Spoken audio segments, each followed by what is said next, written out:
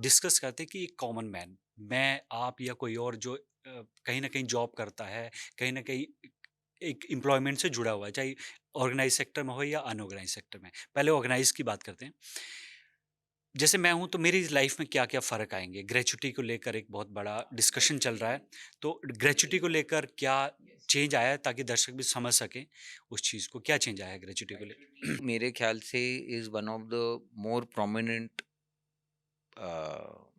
Changes in this labour code. आपको जैसे पता होगा कि अभी तक ग्रेचुटी कैसे चलता था।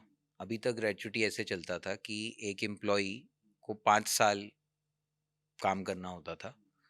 Obviously there were some rules which said कि 4.5 से भी अगर आप निकल गए तो वो राउंड ऑफ, हाँ, तो वो राउंड ऑफ हो जाएगा। वो ग्रेचुटी रूल्स 1971 के ही थे जो ये कहते थे। बट ब्रॉडली अगर मैं आपको बिल्कुल वैसे बताऊं तो 5 साल आपको काम करना है, कंटिन्यूअस सर्विस।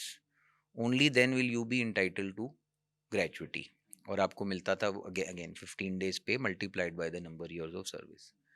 चैलेंज क्या आने लगा Praveen ji is that I think after at least in the last 15 to 20 years, maybe little earlier also, but इतना मैं जो मैं देख रहा हूँ 15 से 20 साल में, ये concept of fix term employment आने लग गया। Contractual, we call it contractual, some people call it fix term. In fact आप एजुकेशनल इंस्टीट्यूशंस में देखेंगे तो वो फिक्स टर्म ही होता है। तो वो ईयर ऑन सेमेस्टर चलता है। So it may so happen कि कोई एम्प्लॉय है, वो 1 साल या 2 साल काम करे, उसके बाद 1 साल ना करे, या उसको इसकी उसका कॉन्ट्रैक्ट रिन्यू ना हो। उसके बाद पता चला 1 साल या 1.5 साल बाद फिर से उसको उसी ऑर्गेनाइजेशन में फॉर 2 सेमेस्टर्स 3 सेमेस्टर्स उसको एक कॉन्ट्रैक्ट मिल गया या जॉब मिल गई। तो इससे हो क्या रहा था, वो काम तो एक एम्प्लॉय काम तो पूरे अपने life through out his life is worked, but because of this staggered manner of working की वो जो गैप्स आ रहे थे, उसकी वजह से उनके कभी 5 years ऑफ कंटिन्यूस वर्क नहीं हो पाए।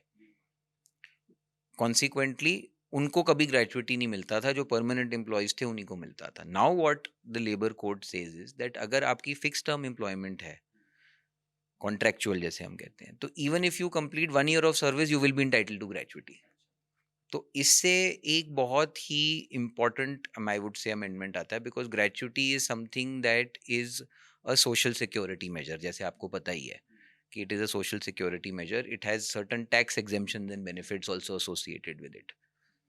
तो ये एक मेजर बहुत इन फिक्स टर्म कॉन्ट्रैक्ट्स, मैं ये नहीं कह रहा कि फिक्स टर्म कॉन्ट्रैक्ट किसी ने क्रिएट किए गए करे थे कि इससे ना बेनिफिट हो, but that is companies were getting benefited, या evolution of employment, evolution of workforce की वजह से ये हो रहा था।